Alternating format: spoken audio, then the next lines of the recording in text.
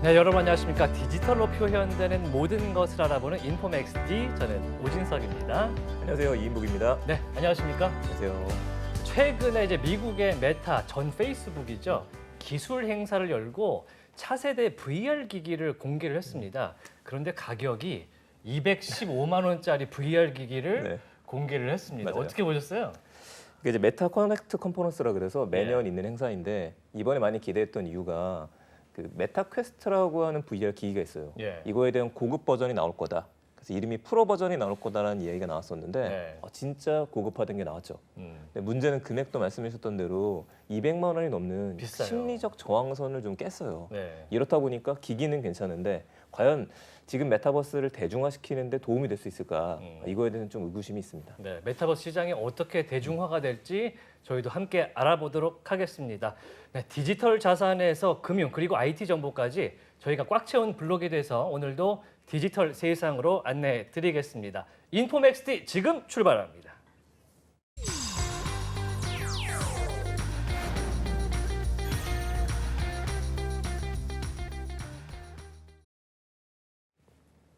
네, 차고 넘치는 정보 속에서 균형 잡힌 전문가의 인사이트 들어보도록 하겠습니다. 인포맥스 인사이트인데요. 오늘 만나볼 분은 어떤 분일까요? 네, 메타버스 비즈니스 승자의 법칙 저자이자 LG 플러스에서 고객 경험 전략을 맡고 계시는 이상형님 나오셨습니다. 네, 안녕하십니까? 안녕하세요. 네, 안녕하십니까.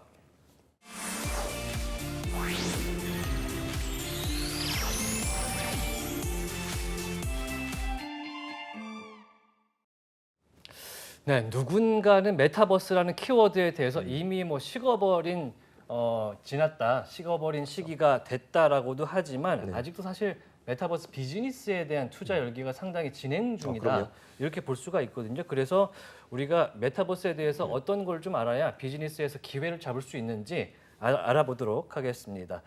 네, 이 작가님이라고 오늘 부르도록 하겠습니다. 네네. 이 작가님, 메타버스의 시작 어디서부터 시작이 됐다고 보세요? 네, 메타버스라는 어떤 기원에 대해서는 사실은 많이 다루셨을 것 같아요. 예. 그리고 이제 용어 자체는 스노우 크래시라는 그 소설책에서 이제 시작이 됐는데요. 예. 제가 말씀을 조금 더 드리고 싶은 부분은 사실은 그 가상 공간이라든지 가상 공간에서의 어떤 사람들 간의 연결 이런 것들에 대한 사람들의 본질적인 욕구는 그 이전부터 있었다라고 좀 말씀을 드리고 싶어요. 예를 네. 들어서 이제 아마도 1992년도 스노우 크래시에서 처음 메타버스 그리고 아바타라는 용어가 이제 시작이 되었는데요. 사실은 그 이전에 84년도에 그 이제 뉴로맨서라는 뉴로맨서. 소설이 있습니다. 그래서 거기에서 그 사이버 스페이스라는 어떤 개념 그리고 예. 가상 공간에 대한 개념이 처음으로 이제 화두가 됐었고요. 소설 속에서 네, 말이죠. 그렇죠. 예. 그리고 이제 사실 대표적인 그 사이버 스페이스, 사이버 펑크에 대한 소설로 뉴로맨서와 그 스노우 크래시를 많이 언급을 하고 있거든요. 그리고 그 잘 알고 계시는 이제 조지 루카스 필름에서 87년도에 나온 그 헤비타트라는 게임이 있습니다. 예. 헤비타트. 근데 그것도 아주 그 이제 3D 기반은 아닌데 가상 공간 그 이제 그 화면 속의 공간에 대해서 사람들이 연결하고 그 안에서 뭔가 물건을 사고 꾸미고 이제 이런 거거든요. 그래서 사실 기원으로 들어가 보면 언제부터 이게 시작됐다라는 것보다 더 중요한 거는 가상 공간에서의 사람들끼리 소통하고 뭔가 이제 하루하루를 살고 그다음에 거래를 하고 뭔가 만들고 이런 것들은 이미 오래 전부터 사람들의 어떤 기본적인 좀 욕구였다. 그게 이제 지금의 어떤 기술의 진화 그리고 이제 크리에이터의 생태계 고객의 어떤 행태 변화에 따라서 이제 뭐 메타버스라는 패러다임이라는 이름으로 좀 발현이 되는 것 같다 정도로 보시면 될 것 같습니다. 네. 결국에는 사람들이 서로 얘기하고 연결되는 것 자체를 추구하는 그런 네. 욕망이 있기 때문에 네네. 메타버스라는 것도 개념이 시작이 됐고 현재까지 네. 왔다라고 보시는 건데요. 우리가 이제 통신에 사실 집착하지 않습니까? 스마트폰 매일 들고 다니고 그런 거 보면 확실히 연결되는 데에도 맞아요. 좋아하는 것 같은데 이거 자체가 이제 메타버스와는 어떻게 연결되는지 설명을 좀 부탁드려볼게요. 연결이라는 이 키워드가. 네, 연결이라는 키워드는 사실은 메타버스라는 것을 정의를 할 때 예. 마크 주커버거 지금 이제 어제 행사를 진행했던 그 메타의 CEO도 이제 그런 이야기를 했어요. 이제 인바디드 인터넷이라고 해서 예. 뭐 모바일 메타버스를 모바일 인터넷의 후계자 또는 이제 뭔가 좀 체화된 인터넷이라고 얘기를 하거든요. 그 예. 체화된이라고 하는 표현이 조금 더 이제 경험적인 부분이 저는 강조가 된 것 같아요. 그러면 예. 경험이 무엇을 경험을 하는지를 보면 결국은 소셜 환경 속에서 사람들하고의 어떤 연결 그 안에서 예를 들어서 기존에는 게임만 했다면 예를 들어서 그 안에 일도 같이 할 수 있고 일이라는 건 혼자도 할 수 있지만 같이 인터랙션을 하면서 나오는 거고 그렇죠. 그다음에 뭔가 거래도 할 수 있고 그다음에 뭔가 의료, 교육 이런 것들로 결국은 소셜이 기반돼서 경험을 새롭게 이제 하는 부분이기 때문에 결국은 메타버스라는 부분이 기존과 다른 부분이 사람들하고의 어떤 연결을 조금 더 공고해 준다 이제 이런 정도로 이해를 하시면 될 것 같습니다. 네.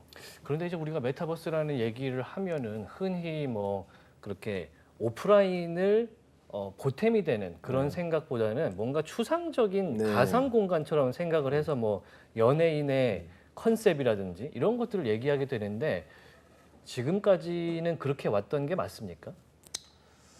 그 사실은 이제 지금까지는 뭐 주로 게임 속에서의 어떤 메타버스라고 하면은 가상 공간에서 이제 나의 아바타를 조종을 하면서 그 안에서 인터랙션 하는 건데 점차적으로 메타버스라는 개념이 도래하면서부터 나오는 한 가지 특징은 오프라인 비즈니스와의 어떤 연결이라든지 예. 오프라인의 어떤 활동의 어떤 연결 이런 것들이 조금 더 강조가 되고 있는 것 같거든요. 예. 그러니까 실제 공연 같은 경우도 보면 예를 들어서 이제 많이 회자가 되는 게 뭐 작년이나 재작년에 포트나이트에서 진행했던 이런 공연들을 보면 예. 오프라인에서의 경험을 온라인으로 가져와서 사람들끼리 실제로 뭐 가상 그 공연을 보면서 같이 응원봉을 들고 응원을 한다던가 이제 이런 것들이 이제 행태가 나오고 있거든요. 그래서 이전에는 그 메타버스라고 하는 개념이 게임 속에서 가상 공간에서만 존재를 했다면 지금은 오프라인 현실 세계에서도 영향을 좀 주고받으면서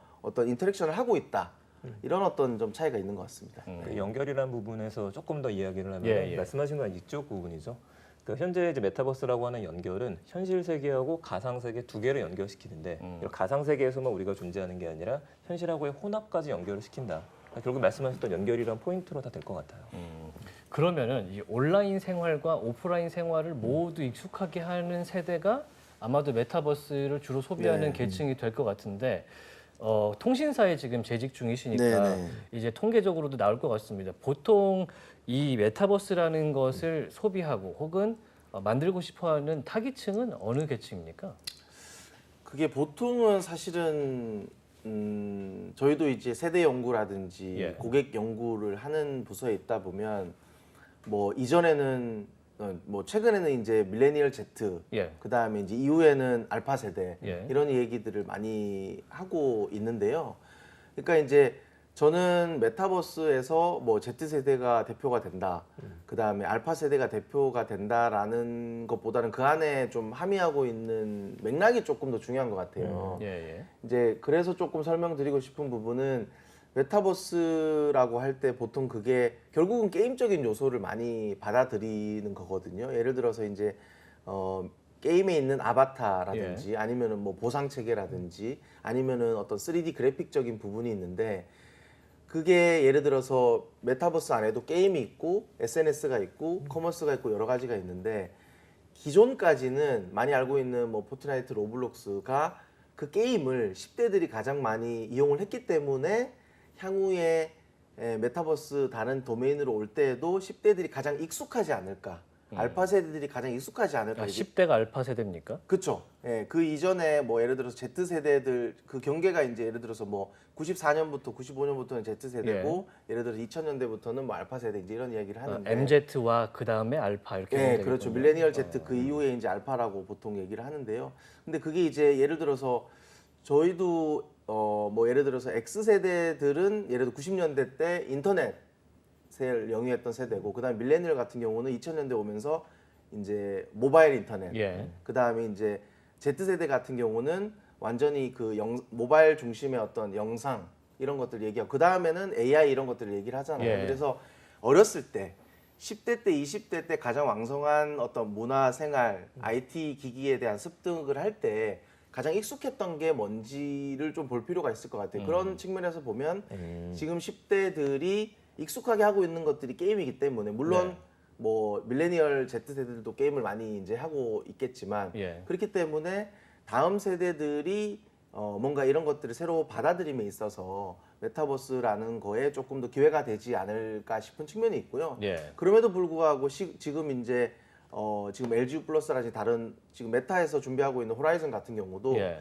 이건 기본적으로 SNS도 있지만 뭔가 가상 오피스 이런 거거든요. 그리고 교육 플랫폼, 그다음에 또 의료 이런 것들도 있어요. 그런 것들은 사실은 뭐 알파 세대들, Z 세대들만 타겟으로 하냐 그거는 아니거든요. 예, 그렇습니다. 그러면은 이제 타겟 고객에 맞춰 가지고 비즈니스를 만들고 고객 경험을 만드는 거에 따라서 타겟 고객은 얼마든지 달라질 수 있다라고 봐요. 달라질 수 있다라고 보고 알파 세대를 잠깐 언급드렸던 이유는 게임을 많이 했고 익숙하기 때문에 예. 조금 더 이제 가능성이 있지 않을까. 그들을 타겟으로 했을 때 좀 더 많은 비즈니스들이 익숙하게 나올 수 있지 않을까 정도로 보시면 될 것 같습니다. 그러니까 이제 밀레니얼 세대 같은 경우는 현재 밀레니얼의 시작이 85년생, 1985년생으로 보는데 그 세대는 이미 30대 후반이 됐기 때문에 이미 사회 생활을 하고 있고 경제 생활을 하고 있는데 이 세대쯤부터 이제 메타버스에서 일을 하는데 조금 더 익숙한 세대가 될 것이고 네. 그렇다면 그 위의 세대는 현재는 어떻습니까?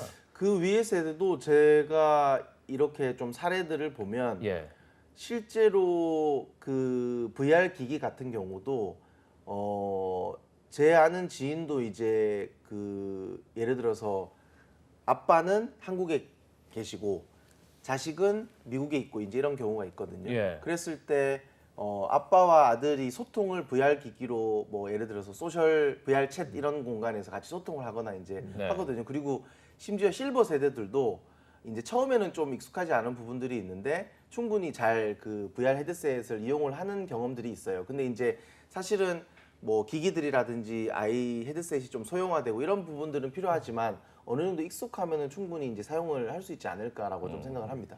이북 대표님은 사실 강연도 많이 하시면서 이런 거에 다양한 세대를 만나보실 텐데 어떠셨어요? 많이 좀 적응이 잘 하시던가요? 그러니까 저도 이제 그 부분이 이제 비즈니스적으로 좀 네. 궁금했었던 부분이라서. 근데 말씀하신 이제 소비 계층하고 지금 잘 사용하고 있는 계층을 좀 나눌 필요는 있을 것 같아요. 근데 메타버스에 익숙하고 잘 사용하는 계층을 보게 되면은 현재는 거의 없다고 좀 보고 있습니다. 왜냐하면 우리가 제페토라든지 이런 것들을 쓰게 되면은 알파 세대가 많이 사용한다라고 하지만 거기는 성인들이 거의 들어가지 않거든요. 그렇죠. 네. 그리고 지금 VR기 같은 경우에도 이제 어르신들도 그렇고 사용할 수 있을 거라고 이야기는 하고 있기는 한데, 근데 이거는 저희가 추측이고 쓰시는 분들은 극히 좀 드물다고 좀 보고 있어요. 네. 그러니까 우리 첫 번째 질문으로 좀 돌아가 보게 되면 그 말씀하셨던 이제 주 타겟이 되는 계층이 너무 흩어져 있다라는 생각을 좀 하고 있는데 네. 지금 그쪽 부분에서 어떻게 생각하는지 좀 궁금합니다.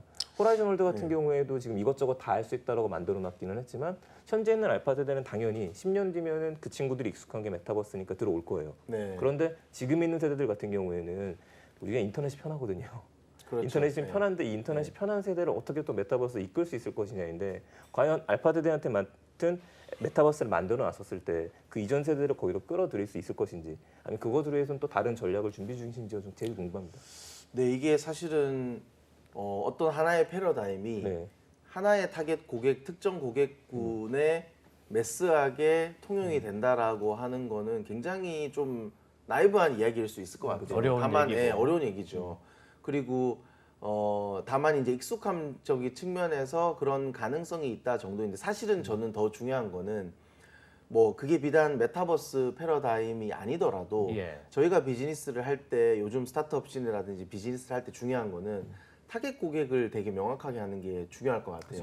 그러니까 지금 자사 같은 유플러스 같은 경우도 버티컬 영역을 타겟팅을 해서 버티컬 영역은 무엇입니까? 특정 영역이죠. 예를 들어서 사실 메타 같은 경우는 뭔가 이제 기존 웹2가 애플 생태계라든지 안드로이드 생태계가 잡고 있었던 거를 예. 네. 완전히 패러다임을 주도권을 가져가기 위해서 메타라고 사명까지 바꾸면서 이제 SNS 전체 플랫폼을 타겟으로 하고 있지만 네. 빅테크 기업 같은 경우는 예. 사실은 저는 비즈니스를 할 때 중요한 거는 타겟을 되게 명확하게 하는 게 중요하다라고 보거든요. 네. 그러면은 예를 들어서 메타버스라고 하더라도 지금 유플러스 같은 경우도 이제 뭐 아이들을 위한 동물원 네. 그거는 아이들을 타겟이죠. 그리고 이제 예를 들어서 뭐 NFT 네. 그리고 지금 제가 이제 관여를 하고 있는 가상 오피스 같은 경우 네. 결국은 직장인들 대상이거든요. 예. 직장인들 대상이면 결국은 밀레니얼 그리고 밀레니얼 이후 세대, 그다음에 팀장님들, 그다음에 뭐 40대 이상 분들, 예. 그다음에 또 임원분들 이렇게 되거든요. 그러면은 그 타겟하고 있는 고객들에게 어떤 기능들, 어떤 그래서 뭐가 좋아지는지를 정의를 하고 메타버스 요소를 이렇게 적절하게 사용을 해서 지속적으로 쓸 수 있게 하는 게 이제 중요한 거죠. 예를 들어 저희도 어떤 서비스를 쓸 때 그 효용성이 있어야지 쓰는 거잖아요. 그렇죠. 아무리 이게 네. 뭐 좋다라고 해서 주위에서 권하더라도 그건 일시적일 뿐인 거고. 내가 그래서 필요하고 내가 쓸만해야 그렇죠. 하니까요. 예. 그래서 예를 들어서 이게 뭐 게임이 됐든 아니면은 뭐 특히 이제 저는 중요한 부분이 뭔가 베스트 프랙티스를 만들려면 타겟을 명확하게 하고 그 타겟에게 지속적으로 어떤 효용성을 줄 수 있는지에 따라서 달라질 것 같고요. 그러면 뭐 가상 오피스라고 해서 예를 들어서 가상 오피스라고 하더라도 학교에 들어가면 학생들을 위한 어떤 솔루션, 네. 교육 플랫폼으로 바꿀 수가 있는 거고, 또 직장인들 대상으로 하면 타겟이 조금 달라지는 거죠. 그래서 그게 맞춰서 뭐 메타버스는 알파 세대다, 메타버스는 뭐 Z 세대다 이것보다는 비즈니스를 타겟을 명확하게 하고 그 고객 경험을 조금 더 구체화하는 게 중요할 것 같습니다. 네, 있습니다. 그 사실 뭐 타겟도 타겟인데 현실적인 접근 얘기를 지금 하는 게 좀 더 도움이 될 것 같아서 네. 우리가 얘기를 할 때 현실적으로 메타버스 떠올리면은 게임 얘기를 가장 먼저 이제 네. 이 작가님이 하셨듯이 하게 네. 되는데 실제로 우리가 기업들이 만들고자 하는 메타버스는 게임하고는 좀 차이가 있을 것 같습니다. 네네네. 네, 어떤 차이가 있습니까? 사실은 보통 뭐 이런 강연이라든지 메타버스 예. 얘기를 할 때 가장 많이 댓글이 달리는 게 사실은 이인복 작가님도 잘 아시겠지만 게임이랑 뭐가 다르냐. 그렇죠. 예. 네, 많이 달리죠. 영화나 그런 얘기들이 많고, 그리고 예를 들어서 이미 조금 더 이제 또 댓글들을 보면 뭐 싸이월드도 메타버스다. 아니면 페이스북도 메타버스다. 물론 이제 그 네 개의 어떤 미러월드 가상현실 이렇게 분류를 하고는 있지만, 근데 저는 좀 이렇게 생각을 해요. 이게 게임만이 가지고 있었던, 주로 게임이 가지고 있었던 여러 가지 요소들이 다른, 아까 제가 버티컬이라고 말씀을 드렸는데 그 요소들이 다른 도메인으로 확장되는 좀 과정인 것 같아요. 근데 이제 예를 들면 그럼 게임에서 우리가 보통 뭐 1인칭 시점의 여러 가지 게임들, 3인칭 시점의 게임들을 보면 여러 가지 특징들이 있어요. 예를 들면 아바타가 일단 있고요. 예. 그리고 아바타를 내가 그 안에서 성장을 시킬 수가 있죠. 네. 그럼 성장을 시키면 뭐 레벨이 업그레이드가 된다거나 아니면은 뭔가 레벨이 업그레이드 됨에 따라서 뭔가 보상 체계를 제가 가져갈 수 있죠. 네, 외형이 또 바뀌고. 그렇죠. 그걸 가지고 다시 뭔가 옷이라든지 뭔가 외형을 꾸밀 수도 있고요. 네. 그다음에 그 안에 있는 어떤 뭐 보상 체계들, 그리고 그 안에서 또 그런 것들도 있죠. 요즘 나오는 것들 보면 내가 어떤 사물을 만든다던가, 내가 어떤 건물을 만든다던가, 뭐 심시티 같은 게임도 이제 그런 거죠. 예. 그러니까 그런 요소들을 다른 도메인으로 가져갔을 때 어떻게 이제 효용성을 가질 거냐, 이제 이거라고 저는 보거든요.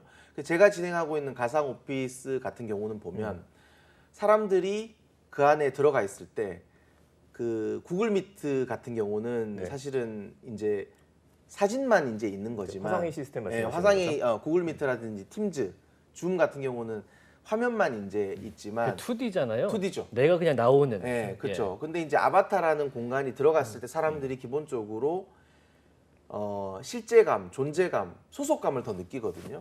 그러니까 비대면 시대에 사람들이 그 보통 강연이라든지 이런 걸 하면은 인터랙션이 안 돼서 조금 힘들다. 그렇죠. 근데 이제 그런 것들을 내 아바타로 보여주면서 인터랙션을 한다거나 아니면은 뭐 일을 조금 더 열심히 했을 때 아까 보상 체계 말씀드렸는데 어떤 보상 체계를 줘서 조금 더 일을 열심히 하게 한다거나 그 안에서 예를 들어서 크리에이터 생태계 같은 경우도 그 안에서 뭔가 내 자리를 꾸민다거나 예. 아니면 책상과 뭐 이런 어떤 내 공간을 꾸민다거나 이제 이런 것들, 그러니까 게임에서의 있었던 여러 가지 요소들이 다른 도메인으로 확장되는 과정이라는 걸로 보면 기존에 있었던 아바타, 리워드, 뭐 마켓플레이스, 크리에이터 생태계들이 다른 도메인에 갔을 때 이제 어떤 효용성을 가질 수 있을 거냐 이제인 것 같거든요. 네. 그러면은 교육 메타버스가 저는 가상 오피스를 하고 있지만 교육 플랫폼 쪽으로 가보면 예를 들어서 이 사람의 수준에 맞는 어떤 뭐 퀴즈를 NPC 그 넌 플레이어 캐릭터가 이제 해준다거나 항상 있는 캐릭터가. 그렇죠. 예. 그러면은 게임에서는 그런 것들을 뭔가 이제 보상을 해줘야죠. 보상을 해주거나 아니면은 뭐 물약을 네. 유저들한테 주는 거나 이제 이런 역할을 하지만 교육 플랫폼이라든지 가상 오피스에는 다른 역할을 하는 거죠. 그래서 그렇게 정의를 하는 게 뭐 정의는 이거다, 게임과는 이게 달라라는 것보다는 사실은 메타버스 안에 한 파트가 또 게임이거든요. 이제 그렇게 좀 이해를 하시는 게 조금 더 좀 이해하기가 용이하지 않을까 싶어요. 일맥상통하는 부분이 있군요. 네, 가상 일맥상통하는 부분이 오피스 있죠. 지금 진행하시는 거에도 그 게임 요소를 지금 넣고 계시는 거죠? 그러면? 그렇죠. 예, 예. 아마 이 논란이 나오는 이유는 저도 계속 받는 질문이다 보니까 네. 이제 메타버스와 게임의 차이를 물어보는 건 뭐랑 비슷하냐면요. 인터넷과 게임은 무슨 차이냐랑 비슷해요.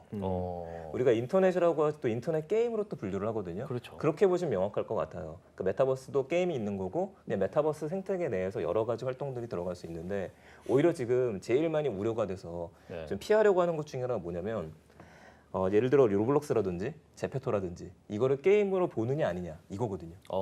걔네들은 이게 게임 요소가 굉장히 많이 있습니다. 제재를 받을 수 있겠군요. 그렇죠. 게임으로 분류가 되는 순간부터는 우리나라에서는 게임법상으로 돈을 버는 것들이 안 되기 때문에 그 부분에 대해서 이슈가 있을 수밖에 없어요. 그럼 만약 제재를 받으면은 그거를 가상 그 메타버스 하려면 게임방을 가야 되는 사태가 벌어질 수 있겠군요. 그거는 그 안에서 보상 시스템에서 어. 지금은 크리에이터가 참여를 해서 본인이 참여하게 되면 의상도 팔 수 있고 게임도 만들어서 판매를 해서 네. 수익화시킬 수가 있게 되는데 게임으로는 수익화를 못 시키기 때문에 그 크리에이터 보상 시스템이 사라지게 됩니다.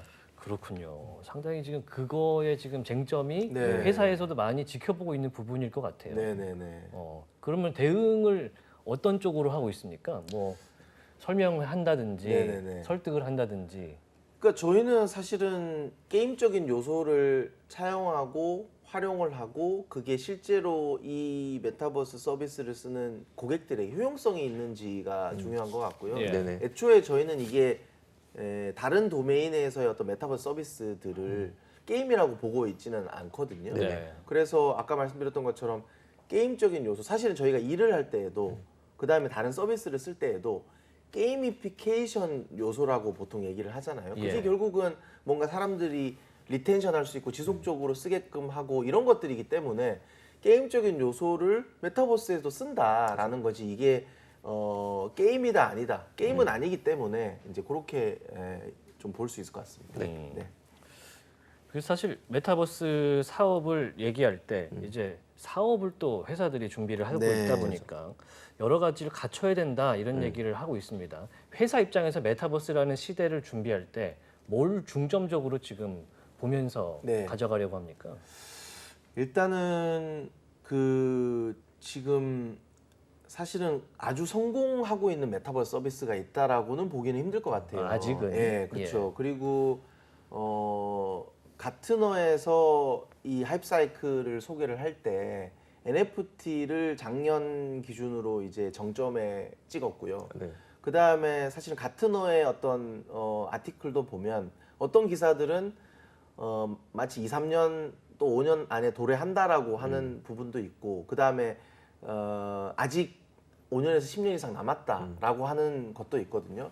근데 이제 시기적으로는 이제 그런데 그런 어떤 베스트 프랙티스를 잘 만드는 게 중요할 것 같아요. 비즈니스를 하려면. 네네. 근데 베스트 프랙티스를 만들려면 저는 중요한 거는 제가 책에서도 소개했던 그 프레임은 why, what, how라는 프레임이거든요. Why, what, how. 예. 근데 이제 why라고 하는 게 결국은 메타버스를 했을 때 사실 이거는 메타버스가 아니더라도 비즈니스를 할 때 되게 중요한 것 같아요. 그래서 이걸 했을 때 뭐가 좋은 거냐? 그렇죠. 라는 효용성을 얘기를 해줄 수 있어야 되거든요. 뭔가 이거- 이득을 줘야 되니까. 그렇죠. 메타버스가 아니더라도 지금 웹2 지금 있는 저희가 이제 어떤 서비스들을 쓸 때 네. 예를 들어서 마켓컬리를 쓰는 이유, 그 다음에 뭐 당근마켓을 쓰는 이유, 예. 그 외에 어떤 페이스북을 쓰는 인스타그램을 쓰는 이유가 되게 분명하잖아요. 인스타그램도 어떤 나를 조금 더 보여주고 다른 사람과 소통할 수 있고 그 안에 이미지가 있고 이런 게 되게 명확하잖아요.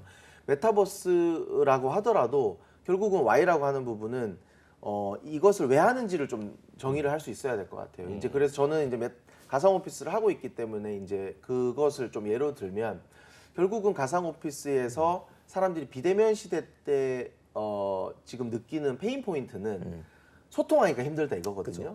그리고 이제 그 다음에 또 보면은 일과 가정의 분리가 안 된다 이제 이런 거거든요. 그러니까 그런 것들을 아바타라는 요소, 그 다음에 이제 그런 것 가상 오피스로 메타버스 서비스에서 제공을 했을 때 소속감을 주는 부분, 그다음에 소통을 좀 더 쉽게 해주는 부분이 있거든요.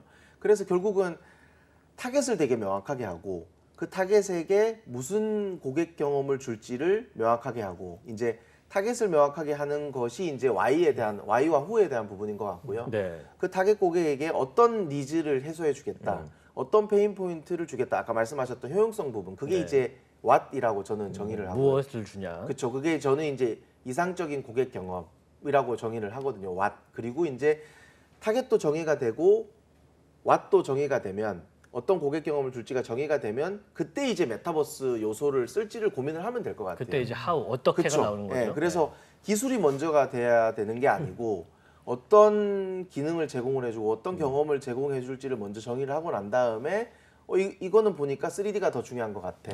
이거는 보상체계가 중요한 것 같아. 아니면 이런 것들은 좀 크리에이터 생태계가 좀 중요한 것 같아.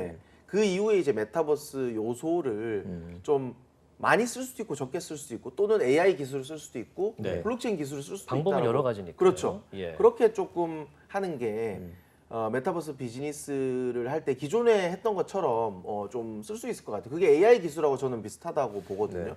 AI 자체가 중요하다기보다는 AI를 썼을 때 조금 더 극대화할 수 있는 어떤 리텐션을 공고할 수 있는 부분들이 있잖아요. 메타버스도 하나의 도구로서 좀 쓸 수 있어야 될 것 같다라고 좀 생각을 합니다. 저 가상 오피스 얘기를 이제 안 여쭤볼 수 없을 것 네, 같은데 네. 담당하고 계시니까요. 네네네. 고객의 문제를 해결하는 것들을 먼저 생각하고 그리고 메타버스를 플랫폼을 적용한다. 이렇게 좀 정의를 하셨던 것 같아요. 네.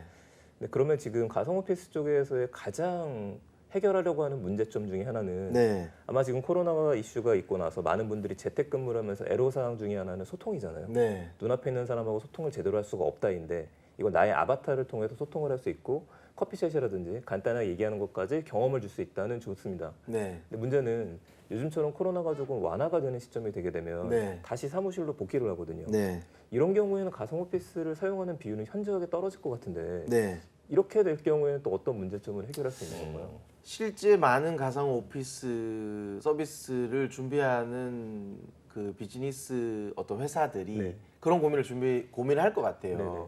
그러니까 근데 저희가 이제 지향점은 사실은 궁극적으로는 완전한 비대면이라기보다는 하이브리드 근무제로 갈 하이브리드. 것 같거든요. 네. 그리고 이제 지금 뭐 저희 유플러스 같은 경우도 주 1회 또는 2회 재택근무를 하고 있고 그 외에 네이버 같은 경우도 전면 재택할 거냐 선택으로. 선택으로 할 거냐. 예. 그리고 이미 재택근무, 하이브리드 근무에 대한 어떤 장점들이 되게 명확하게 있거든요. 출근하지 않아도 되고 편하게 일할 수 있고 그렇죠. 내 시간을 확보할 수 있게 장점이 있고 예. 그다음에 회사 입장에서도 비용 절감적인 측면이 분명히 있기 때문에 이거는 안 해야 될 이유가 없는 거예요. 맞아요. 그래서 이제 하이브리드 근무제로 갈 텐데 그러면은 하이브리드 근무로 갈 때 내가 집에 있든 회사에 있든 또는 같은 회사에 있는다 하더라도 되게 멀리 있는 그 팀장님들과 아니면은 어떤 팀원들과 소통하기는 여전히 힘들거든요. 그리고 다른 공간으로 예를 들어서 뭐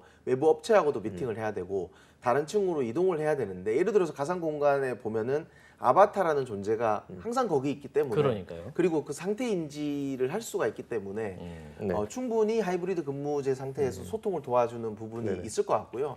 사실은 저희도 고민하고 있는 측면이 소통이라고 하는 측면이 되게 중요하고 그 다음에는 결국은 업무 효율을 궁극적으로 도와줄 수 있어야 될 것 같아요. 네. 저희가 이제 비대면 시대 때 협업 툴 시장이 그 이전보다 코로나 이전보다 뭐 300% 성장을 했다, 500% 예. 성장을 했다 이런 얘기들이 있거든요. 저희가 잘 알고 있는 뭐 슬랙이라든지 뭐 컨플루언스, 지라 이런 것들이 지금 많이 나오고 있는 이유도 코로나 시대 비대면 이후에도 계속 이제 좀 효용성이 있기 때문에 이제인 거고, 그러니까 업무 효율을 도와주려면 네. 그런 어떤 기존에 쓰고 있는 업무 협업 툴하고 얼마나 연동을 잘할 수 있느냐, 네. 이제 이런 거 같거든요. 예를 네네. 들어서 지금 예를 들어서 사내에서도 여러 가지 시스템이 있을 것 같아요. 네네.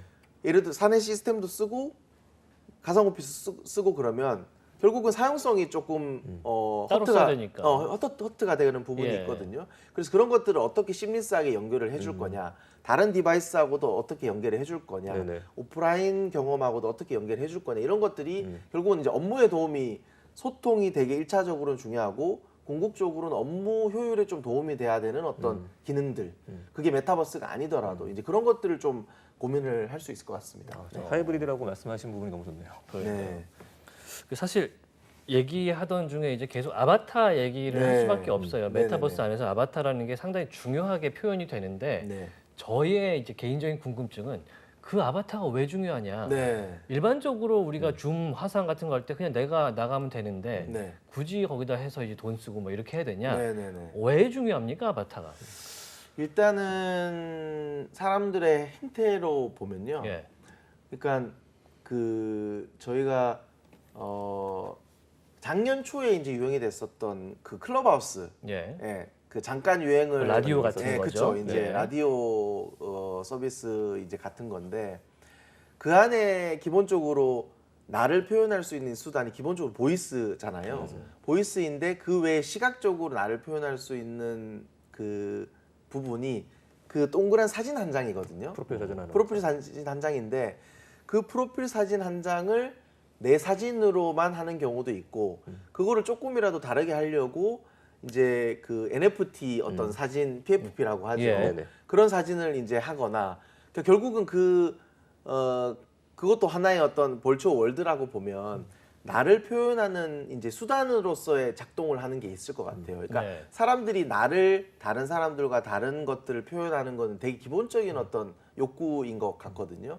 그리고 이제 두 번째는 실제로 저희가 페이스북이라든지 요즘은 다른 서비스들 같은 경우도 페이스북 계정 또는 네이버 계정으로만 있으면 접속을 할 수 있잖아요. 향후에는 어제 이제 발표한 메타 같은 경우도 아바타를 되게 중요하게 얘기를 네. 하는데 예.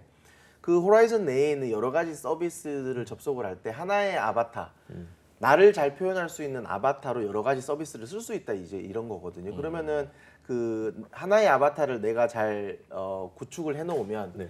나를 잘 표현할 수 있는 걸로 구축을 해놓으면 여러 서비스에도 넘나들 수 있게끔 이제 활용을 할 수가 이제 있는 거죠. 이제 그런 측면에서 이제 좀 의미가 있는 것 같습니다. 네.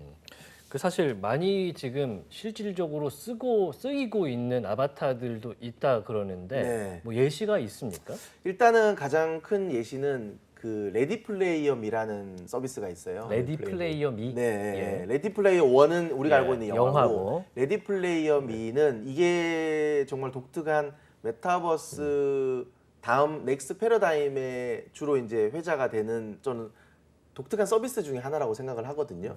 근데 이제 제가 레디 플레이어 미에서 아바타를 하나 구축을 해놓으면 레디 플레이어 미가 그 호환을 해주는 여러 개 서비스에 그 레디 플레이어 미에서 만든 아바타로 접속을 할 수가 있거든요. 예를 들면 그 가상 오피 서비스 중에 그 스페이셜이라는 서비스가 네네, 있어요. 있어요. 레디 플레이어 미에서 내가 만들어 놓으면 스페이셜에도 쓸 수 있고 내가 만약에 이제 A라는 B라는 여러 가지 게임이 있는데 예. 그 게임에서 별도로 아바타를 만들지 않아도 레디 플레이어 미에서 만들면 되거든요. 네. 이제 그런 것들이 되게 이제 그 연동 메타버스 서비스를 연동해주는 측면에서 나는 레디 플레이어 미만 쓰면은 여러 개 서비스를 접속을 이제 할 수가 이제 호환성이 있는 게 상당히 좋군요. 그렇죠. 그리고 이제 또 두 번째 재밌는 게 NFT가 이제 최근에 많이 회자가 네. 작년까지 됐었잖아요.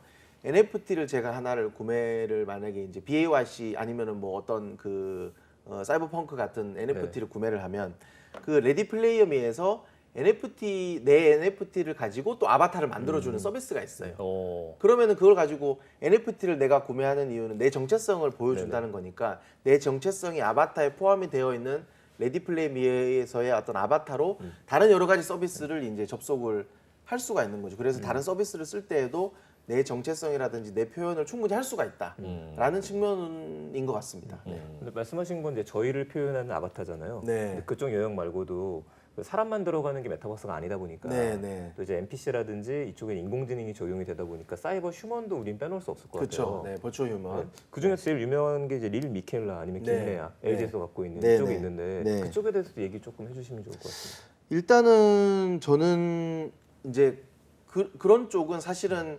사람들이 지금은 좀 마케팅적으로 좀 많이 활용을 하고 있는 것 마케팅적으로. 같아요. 네. 그리고 이런 것들이 결국은 릴 미켈라 뭐 이제 그 저희 뭐 LG에서도 레아 이제 네, 레아. 김레아 이런 것들을 좀 표현을 하고 있는데 지금 가상 인플루언서들도 되게 많잖아요. 네. 그리고 인스타그램 이런 것들에 대한 익숙함이 있기 때문에 광고 모델도 있고. 광고 모델도 많이 사용을 예. 하죠. 그리고 이제 비즈니스적으로도 사실은 기존에 이제 연예인들, 인플루언서들을 광고 모델로 기용을 했을 때 시간적인 제약, 그 다음에 이제 어떤 뭐 스캔들 같은 경우 네. 이런 것들이 매니지먼트가 핸들링이 전혀 안 되잖아요. 리스크를 확 그렇죠, 줄일 수 리스크가 있군요. 있죠. 그래서 그런 측면에 비즈니스적인 측면에서 장점이 있고 이런 어떤 가상 아바타라는 것에 있어서 뭐 알파 세대, Z 세대들은 익숙한적인 측면이 있기 때문에 새로운 어떤 고객군들을 좀 끌어들일 때 이런 모델들을 많이 이제 활용을 이제 하는 측면이 있는 것 같아요.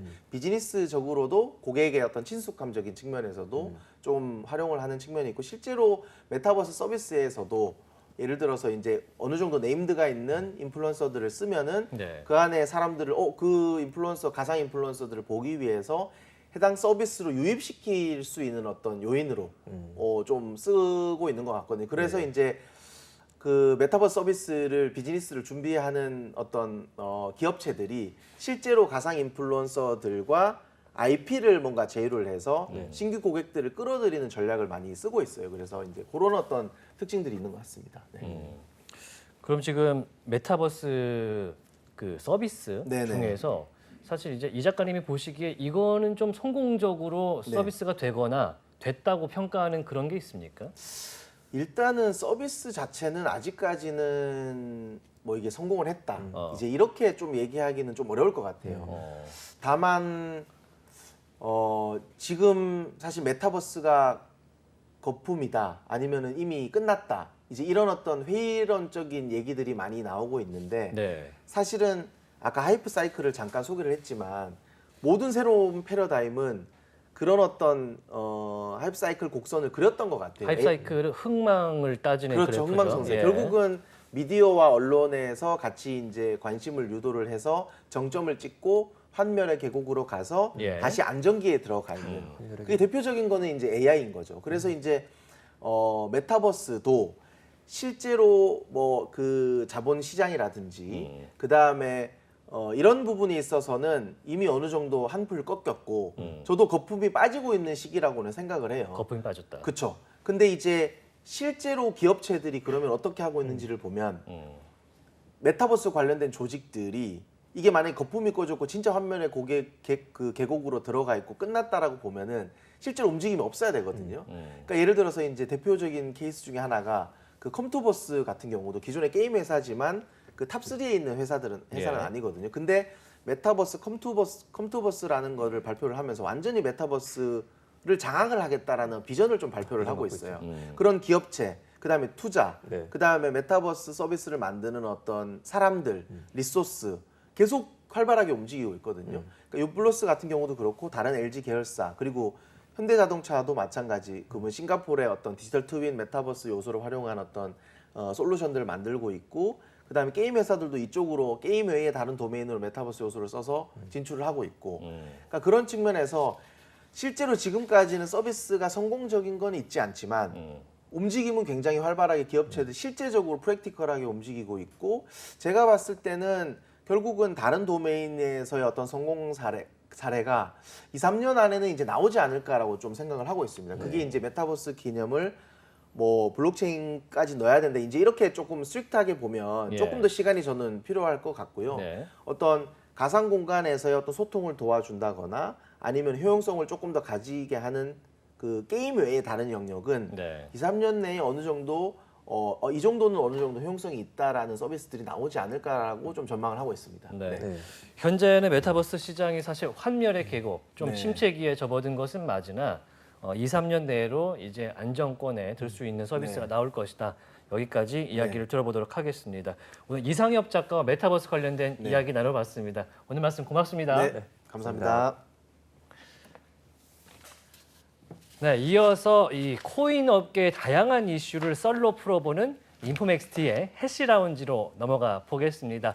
오늘도 굉장히 재밌는 이야기가 나온다고 하니까요. 영상으로 함께 확인해 보겠습니다.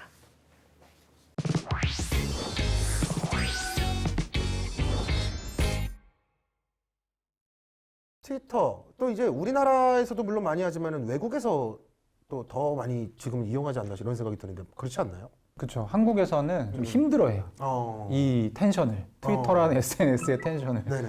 왜냐하면 가보면 아무래도 이제 익명 기준 플랫폼이기 때문에 사람들이 말 한마디 해도 되게 가시돋치게 하고 필터가 없는 거지. 네, 그렇죠, 그렇죠. 그렇게 하다 보니까 이제 그런 거에 익숙하지 않은 사람들은 못 하죠. 상처받고 왜 이렇게까지 딥한가 뭐 이런 그리고 생각인 이제 거죠. 기본적으로 트위터는 문자 기반의 그 SNS거든요. 그러다 보니까 이제 맨날 억울하고 할 말 많고 왜 사람들이 이 코인 싫어하는지 이해가 안 가고 이런 이제 크립토 하는 애들이 트위터를 많이 해요. 진짜 좀 분위기가 엄청 거칠어요. 저도 트위터를 처음 할 때 그냥 마냥 선풀만 달릴 거라고 순진하게 생각했다가 네. 악플이 달리는 걸 보고 이제 막 손이 바들바들 떨리는 거예요. 심지어 이런 일도 있었어요. 어떤 거요? 저를 비롯해서 몇 명 이제 비트코인의 뭐 우수성을 알리는 그런 트위터 열심히 하시는 인플루언서들이 계세요. 이 그룹한테 어떤 한 사람이 네. 전체적으로 이 인신공격, 가족들 욕, 뭐 이런 비방 이런 것들을 뭐 무차별적으로 동시다발적으로 계속 이어서 이렇게 한 적이 있었어요. 저는 그나마 좀 정도가 덜했긴 했는데 네. 다른 분들은 이제 엄청 피해 그 정도가 심하더라고요. 그러니까 너네 가족도 어디 사는지 다 안다. 내가 찾아가겠다. 세상에나. 뭐 죽이겠다, 살리겠다 이런 협박까지 DM으로도 오고 댓글도 달리고. 심심하다. 그건 네. 범죄인데. 비트코인을 좋아한다는 이유만으로 욕을 그렇게 드신 거예요? 그렇죠. 근데 이거는 맥락이 있어요. 백 이사님 같은 류의 사람들을 네. 비트코인 맥시라고 불러요. 렉시? 맥시, 네, 비트 맥시라고 부르는데 이게 뭐냐면 네. 비트코인 근본주의자. 그러니까 이 사람들의 입장은 비트코인이 모든 암호화폐 짱짱맨이고 나머지는 다 쓰레기야. 백 이사님은 이렇게 점잖으신 분이기 때문에 네. 이렇게까지 얘기 안 하는데 보통 비트코인 맥시들은 다 이런 태도를 가지고 있어요. 아 그러면은 아마 마음속 깊은 곳엔 그런 태도를 그치. 가지고 있을 것이다. 그러니까 여기는 모르겠는데 정상인이 아니다. 그 이제 그 일종의 그 예, 예. 댓글 테러가 비트코인 맥시들을 향해서 그러니까 먼저 한 게 있다는 거지. 아 그러니까 용도가 맥시들이 싸다. 네, 용모도 싸다기보다는 왜냐하면 저는 사실 그렇게 해도 된다고 생각하거든요. 왜냐하면 돈 있는 사람들이 많아. 비트코인 맥시들은 되게 비트코인을 일찍 사서 실제로 돈을 많이 번 사람들이 많아요. 맞아요. 그래서 프랑스 사람들 정서가 그렇대. 프랑스에서 엄청 부자들이 좋은 차 타고 지나가다 보면 옆에서 사람들이 야, 저 사람 끌어내려서 같이 걷게 하자. 네, 미국은 플렉스하고 다니잖아요. 그럼 왜 그럴 수 있냐면 사람들이 막 부러워한다는 거지. 저 사람 돈 많이 벌었나 봐. 부럽다. 나도 돈 많이 벌고 싶다. 이건데 이게 이제 유럽 쪽은 약간 정서가 다르대요. 그래서 크립토는 한국에서만 있는 게 아니라 오히려 한국은 좀 나중에 들어왔고 서구권에서 형성이 돼서 이제 좀 이렇게 된 거잖아요. 흐름 자체가. 그러다 보니까 이 문화적인 요소들이 되게 많아요. 그래서 그들은 또 투자해서 또 돈도 많이 벌고 했기 때문에 제가 보기에는 그런 뭐 일도 벌어지는 것 같은데 어쨌든 이런 악플은 좀 과하죠. 과하죠. 어떠세요, 백 기자님? 그 비트코인 맥시다라는 어떤 주장에 대해서. 요즘 되게 많이 듣는 말이기도 하고 네네네. 근데 저는 그럴 때마다 저는 비트코이너예요. 비트코인 맥시멀리스트까지는 아니고요. 저는 비트코이너예요라고 말씀을 드리는데 그때 그 사건이 있었을 때 이제 소위 비트코인 맥시멀리스트다 해서 그런 댓글 테러를 당했던 사람들이 저는 빼고 집단 소송을 했어요 결국. 근데 트위터를 조심하셔야 되는데 여러분들 규칙이 있더라고요 트위터에. 미성년자를 뭐 성적으로 모욕하거나 그럼요. 살해 협박을 하거나 미성년자를 공격하는 행위를 트위터에 달면 네. 그거는 이제 트위터 본사에서 계정을 오픈해요. 리퀘스트가 있을 시 오픈합니다. 그래서 그 사람을 특정할 수가 있었어요 실제로. 그래서 실제로 저는 피해 수위가 낮아가지고 거의 끼지 않았는데 지금도 소송 중일 것 같아요 제가 봤을 때는. 그래서 그렇게 조치를 당할 수 있기 때문에 네네네. 트위터에서 너무 심한 비방이나 특히 누구의 자녀를 뭐 이렇게 험담한다거나 뭐 이런 거는 꼭 하지 않으셨으면 당연히 안 되죠. 이거는 네. 트위터뿐만이 아니라 모든 곳에서 진짜 악플은 진짜 본인이 루저인 거를 증명하는 거예요. 그거는 진짜로. 맞아요. 이렇게 얘기하면 그분들 나한테 보내는 거 아니야? 그래도 안 들어가시니까 괜찮아요. 그렇죠. 예, 또 들어가면 난리나 있겠네. 예. 적당히 하세요. 예, 나도 소송 걸 거야.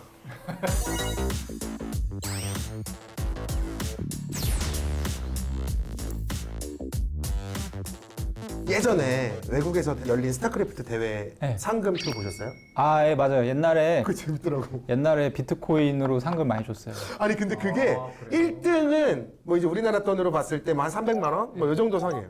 그렇게 내려오다가 5등 정도의 비트코인 이제 몇 개를 그냥 준 거야. 그때는 뭐 잘 가치가 모르니까 에이씨 그냥 이러고 사람들이 뭐야 이게 이랬는데 지금 그 금액으로 따져보면은 그분들이 진정한 승리자다. 뭐 이런 글들이 지금 돌아다니더라고요. 비트코인 몇 개를 줬던 거예요? 네, 그렇게 써 있던데요. 뭐 몇 개 이렇게 써 있어서 그게 0. 몇 번역돼서 개가 아니라 뭐 돌아다니더라고요 우리나라에 지금. 뭐 정확한 거는 좀 살펴봐야겠지만 어쨌든 지금 그게 돌아다니고 있습니다. 제가 아는 친구가 지금은 이제 코인 프로젝트 하는 친구인데 네. 스타크래프트 동네 대회에서 3등 해가지고 비트코인 받았어요. 얼마 받았나요? 몇 개 받았어요? 10개인가? 10개? 대박인 거죠. 그러니까 동네에서 근데 그게 중요한 게 아니고 네. 얘가 이제 비트코인을 받으니까 생각을 하기 시작한 거지. 아 이런 게 있네? 어. 그때가 이제 2010년 초반이거든요. 되게 쌀 때. 완전 초기에. 예, 그때에 내가 영어를 할 줄 아는데 비트코인에 관심을 가졌다. 그럼 거의 예외 없이 지금 굉장히 돈 많이 벌었어요. 그분은 파셨을까요? 안 파셨을까요? 바로. 팔았죠, 당연히. 그러니까. 근데 이제 결국에 코인 업계에 와서 하고 있으니까 걔한테는 잘 된 거죠. 이렇게 초기에 파신 분들이 그게 자기의 되게 훈장처럼 얘기를 하시더라고요. 내가 몇 비트를 예전에 얼마에 팔았다 이렇게. 이걸로 내가 뭘 사 먹었다. 보통 이제 이 코인 잘 모르시는 분들이 네. 이거를 내가 사서 이렇게 했으면 얼마를 벌었을까 이런 상상을 하잖아요. 네네네. 근데 진짜로 이걸 한번 해보잖아요. 그럼 딱 2배 오르면 다 팝니다. 맞아요. 그치 아무래도. 야 이거 2배보다 더 오르겠어? 그럼 10배 가잖아요. 그럼 배 아파. 아 그치. 그러니까 이게 내가 이걸 들고 있었으면 뭐 100배를 먹니 20배를 먹니 이렇게 생각을 하는데 사람의 마음이라는 게 그냥 2~3배만 올라도 팔게 돼 있어요. 그치 아무래도. 네, 그때 당시는 비트코인에 대한 뭐 확신 뭐 이런 게 없기 때문에 근데 이제 왜 비트코인 맥시멀리스트들이 돈을 많이 버냐면 네네. 이 친구들은 비트코인은 파는 게 아니라고 생각하기 때문에 사 모으는 거라고 네, 생각하더라고요. 아니, 저번 시간에 우리 또 백이사님도 비슷한 말씀 해주셨잖아요. 맞아요. 네. 네. 제가 그렇게 투자를 하고 있죠. 팔지 저는 않고. 돈을 벌진 못했지만 네네네네. 잠깐만 한숨 너무 크게 쉬지 마세요. 아니 들렸나요? 네, 멋있게 말씀하셨잖아요 저번에. 예, 저번 방송 때 정말 비트코인은 파는 게 아니고 정말 멋지게 얘기하셨는데 한숨을 그렇게 크게 쉬시면은 지금 같이 비슷한 방법으로 이제부터라도 가고 함께 계시는데. 하시죠. 알겠습니다. 그런 경험은 없으시단 말씀이시죠? 트위터나 뭐 이런 데 잘못 실수로 올렸다가 뭐 아니면 뭐 리트윗하지 않아야 될 거를 리트윗 잘못 눌렀다든지. 저는 최근에 그 테라 루나 사태 권도영 씨, 권도영 씨가 해외 헤지 펀드들에게 공격을 받았을 수 있다라는 약간 소설 같은 글을 네. 트위터에다가 이제 길게 실타래로 남겼는데 네. 그게 제가 보통 한번 트위터로 올리면 한 50개에서 60개 정도 그 좋아요가 눌리면 많이 눌리는 거예요. 네. 근데 그게 700회가 넘게 달렸어요. 엄청 많이 퍼졌어요.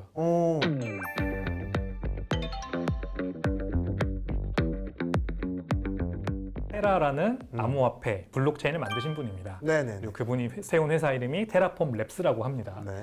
이번 5월 달에 그분이 그렇게 트위터를 통해서 밀고 엄청나게 그 선동을 하던 네. 그 암호화폐 가격이 순식간에 폭락을 해서 국내에만 20만 명의 피해자가 양산된 네. 그 사건이에요. 근데 이 암호화폐를 이제 한국 사람이 만들었다. 권도영 씨라는 분이 만들었다 해서 굉장히 회자가 많이 됐어요. 외국 커뮤니티에서 특히 회자가 많이 됐죠. 야, 한국은 암호화폐의 정말 선진국이고 이렇게 제2의 비탈릭 부테린 이더리움 창업자가 네. 나올 만한 그런 국가다라는 얘기가 나올 정도로 그래서 시끌시끌했는데 이제 한간에는 네. 어떤 소식이 돌았냐면 루머가 돌았냐면 미국계 헤지 펀드 큰 손들 있잖아요. 왜 그런 막 수조 달러의 자산을 굴리는 네. 이 백인 유대인 자본가들이 이 사람을 안 좋게 봤다. 동양인이고 뭔가 마음에 안 든다. 그런 이제 나쁜 마음을 먹고 일부러 공격을 했다. 그래가지고 공격을 한 정황들을 제가 인터넷에서 쫙 썰을 모아가지고 거기다 트위터에 정리를 한 거죠. 정리를 해서. 네. 그래서 결국 테라 루나 가격이 이렇게 폭락을 했고 네, 실패할 수밖에 없었다. 이런 얘기를 이제 썼어요. 네네네. 궁금하시면 제 트위터에 오셔서 보시면 됩니다. 홍보를 네. 본인 트위터를 여기서. 걱정하고 있었는데 마무리 잘 됐어요. 네네네. 어떤 걱정하셨어요? 아니 뭔가 얘기가 끝날 것 같지 않다. 욕도 많이 먹었어요. 말도 안 되는 삐 소리 하지 마라. 뭐 이런 얘기도 많이 달렸어요. 근데 이게 소설 같은 얘기인데 네. 댓글이 많이 달렸어요. 네네네. 좋은 선풀도 달렸고 근데 악플이 훨씬 더 많았던 걸로 기억합니다. 네. 어쨌든 뭐 700개 이상의 네, 좋아요가 좋아요를 눌렸다. 받으시고. 예. 이게 사실 산풀하고 악플이 똑같은 비율로 올라와도 사람의 머릿속에 악플만 남거든요. 그렇죠, 그렇죠. 그래서 악플이 진짜 무서운 거예요. 그래서. 악플 엄청 많이 달리는 제가 사람 중에 하나인데 네. 제가 기사를 써요. 도대체 어떤 분이신 거예요? 아니 분명 제가 저번에도 그렇고 우리 중에 유일한 정상인 막 이렇게 했는데 가장 악플이 많이 달리는 사람이라고요? 악플이 많이 달리는 곳이 네. 트위터가 아니라 약간 주제가 벗어났는데 그 네이버 뉴스. 네이버 뉴스에. 네이버 뉴스에 이거 제가 능력인데. 매주 월요일에 그 칼럼을 내는데요. 네이버 뉴스 특성상 네네. 그 악플이 많이 달려요. 그러니까 비트코인에 엄청 회의적인 사람들이 항상 그렇게 달아 놓으시거든요. 근데 진짜 휘황찬란합니다. 거기 써 있는 그 언어들은요. 트위터랑은 또 차원이 달라요. 그러니까 뭐 제 욕뿐만이 아니라 네네네. 아주 인텔렉추얼하게 비트코인은 사기고 너는 그래서 사기꾼이고 그래서 너는 뭐 죽어야 되고 막 이런 식으로 이제 굉장히 길게 논리적으로 답글을 달아놓으시는 분들이 많아요. 그걸 보면서 근데 이렇게 생각해요. 내가 아직 그래도 이 비트코인 자체가 아직 얼리 스테이지구나. 내가 빨리 들어왔구나. 돈 벌 기회가 있다. 돈 벌 기회가 있다. 네, 여기 계신 분들은 다 부자 되시죠? 그렇죠. 예. 네. 축하드립니다. 나중에 생각이 어떻게 바뀔지 모르시니까 그 캡처는 미리 해두세요. 그럼 나중에 소송 걸 때 아주 큰 도움이 됩니다. 알겠습니다. 네네네. 네. 그게 건당으로 건바이 건이거든요. 네. 건바이 건으로 그걸 하시고. NFT로 만들어서 한번 오픈시에 올려보시는 게 그것도 신박한 네, 아이디어네요. 신박하죠? 예. 본인의 악플 관련 이야기를 거의 한 10분 동안 해주셨어요. 오늘 트위터 이야기를 하면서 가장 기억에 남는 것은 누가 악플을 가장 많이 받았고 내가 어떤 욕까지 들어봤다라는 그런 부분을 말씀해 주셨는데 오늘 좀 이미지가 많이 바뀌었어요. 말 많은 관종 이미지가 좀 이렇게 다시 들어가면서 왜냐면은 우리 이 넷 중에서 가장 트위터를 지금 활발하게 활용을 하고 계시니까 어쩔 수 없이 말씀하실 게 많았던 것 같은데 트위터는 앞으로도 계속 눈팅 뭐 이렇게만 하실 생각이세요? 트위터, 뭐 텔레그램, 디스코드는 코인하는 사람들이 필수처럼. 필수로 보는 플랫폼이기 때문에 네네네. 계속 봐야죠. 네. 계속 보면서. 저는 근데 트위터 좀 시작해 보려고 하고 있어요. 직접. 새로 계정을 파서. 새로 파서. 네, 이전에 있던 걸. 이름 닉네임도 완전히 또 네, 그렇죠. 바꿔서 뭐 원래 플래시 요 정도. 예전에 쓰던 건 이제 동네 노는 오빠인데. 동네 노는 오빠예요? 잠깐만요. 잘 노는 오빠로. 아니 이제 멀쩡한 걸로. 멀쩡한 걸로. 네, 약간 닉네임 따라가는 그런 게 좀 있어가지고. 여기 놓으셨어요, 그래서 좀? 아니 그냥 원래 아주 어렸을 때부터 쓰던 닉네임이 그거예요. 그래서 동네 노는 오빠, 네. 버디버디 이런 거 그걸로 하셨구나. 뭐 그런 거죠. 예. 그래가지고- 동네 노는 오빠고 온천 표시 이런 거 하시고 아니면 온천 표시 이런 거 붙이시고. 아니 그런 거는 이렇게 좀 붙이지 않고 자질구레한 거는. 네네. 근데 한국에 있는 사람들이랑 얘기하려면 사실 그 텔레그램만 해도 돼요. 근데 해외에서 새로운 뭔가 만들고 이런 애들이랑 교류하려면 트위터를 어쩔 수 없이 해야겠더라고요. 직업상. 네네네. 네. 여기도 지금 업계, 저도 업계 해야 될 것 같아요. 그렇군요. 그러면 조만간 진짜 다음 방송쯤에는 둘 중에서 누가 더 많은 악플을 받았는지 이런 거 대결 구도로 한번.